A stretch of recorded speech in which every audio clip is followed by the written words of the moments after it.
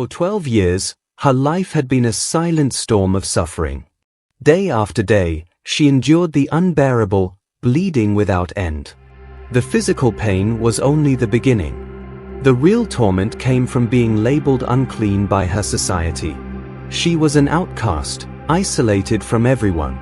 No hugs, no touch, no embrace from loved ones. The loneliness was crushing, but even more heartbreaking was the slow erosion of her hope. Every attempt to find a cure had drained her of all her resources, and worse still, it had drained her of the last fragments of her faith. She had nothing left. No money, no friends, no future. Just the constant reminder of her brokenness, her shame.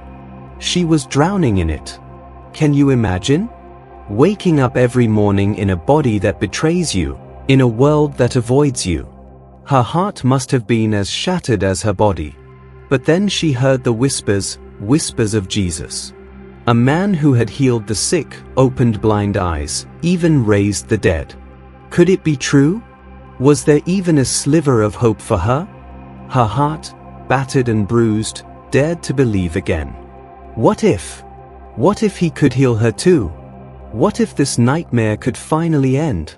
But how could she ask him? She was nobody. An invisible woman in a crowd full of important people, all vying for his attention.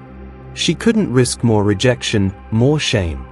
But maybe, just maybe, if she could touch him, without drawing attention to herself. Just the hem of his cloak, she thought. That's all she needed. If she could just touch the edge of his garment, maybe she could be healed. Maybe her life could change. Her heart raced as she saw him moving through the crowd. This was her moment. She pushed through, trembling, her breath shallow. People brushed against her, unaware of her presence, her desperation. She reached out, her fingers just barely touching the edge of his cloak. And in that single moment, everything changed. A wave of warmth surged through her body. She felt it. The bleeding stopped. The pain that had gripped her for years disappeared in an instant.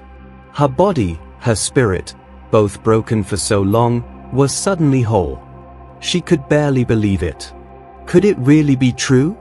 After all these years of suffering, of rejection, of hopelessness, could she really be healed? But before she could slip away unnoticed, Jesus stopped. "Who touched me?" he asked. His voice was calm, but there was no mistaking the fact that he knew. Panic surged in her chest. What had she done? She had hoped to remain unseen, invisible in her pain, but now Jesus was calling her out. The crowd was confused. So many people had been bumping into him. But this was different. Jesus felt her faith in that touch. She could hide no longer. With trembling hands and a heart full of fear, she fell at his feet, confessing everything, her sickness, her years of suffering, her shame, and how she had dared to touch him, believing that even the smallest touch would be enough to heal her. She expected to be rebuked, to face the condemnation she had known her entire life. But instead, Jesus looked at her with compassion, not judgment. And in the gentlest voice, he called her daughter. "Daughter, your faith has healed you.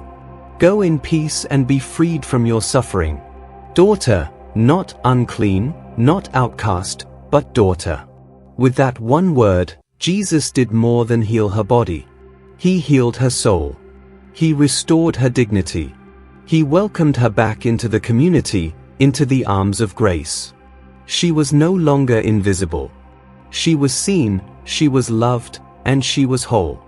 In that moment, this woman, who had known nothing but pain and rejection, was given a new name, a new identity. She was no longer defined by her suffering, but by her faith. It wasn't the touch that healed her, it was the faith behind it. This story is a testament to the power of faith, even the smallest amount. It shows us that when we reach out to Jesus, even in our brokenness, even when we feel invisible, he sees us. He doesn't just see our pain, he sees our hearts. He calls us daughter, son, beloved. He invites us to live in the peace and freedom that only His healing touch can bring. If you've ever felt unseen, broken, or beyond hope, this story is for you. Just one touch, one act of faith, is enough to change everything. Jesus is still passing through. Will you reach out?